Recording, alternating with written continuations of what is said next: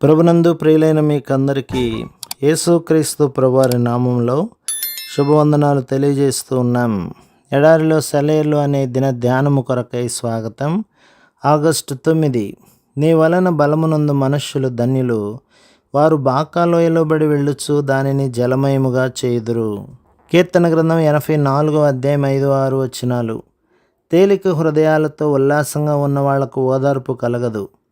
మనం అట్టడుగుకి వెళ్ళిపోవాలి. అప్పుడే దేవుని నుండి వచ్చే అతి ప్రశస్తమైన బహుమానం ఓదార్పును మనం పొందగలం.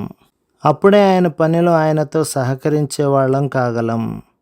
మన ఆత్మలపై చీకటి కమ్ముకోవడం అవసరమే.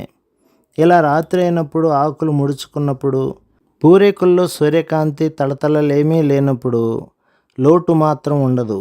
ఎందుకంటే రాత్రి ముసుగులో పరలోకపు తుషార బిందువులు కురుస్తాయి. ఇవి సూర్యుడు లేనప్పుడే వర్షిస్తాయి. శోకపు లోయలో, బాధల దారిలో వెళ్తుంటే దేవుని ఓదార్పు తోడై నన్నెత్తిపట్టింది. భూమికి కావాలి సూర్యకాంతి, మేఘాల జాడలు. మనకి కావాలి వెలుగు, నీడలు. అందుకే కొలిమిలో తప్పనిసరిగా కాలాలి. కష్టాల గుండా నడుస్తుంటే నడిపించే చెయ్యి మనకి ఆదరణ. ఆయన పంపే శోకాలు, వేదనలు కృపలో ఆయన నేర్పే పాఠాలు. ఈ కలుపు తీతకి బెదిరిపోకు, ఇది మన మేలుకేనని రైతుకు తెలుసని మర్చిపోకు. నీ ఫలితం అప్పుడు నూరంతలు. శ్రమలు అవసరం, వాటికో ప్రయోజనం ఉంది.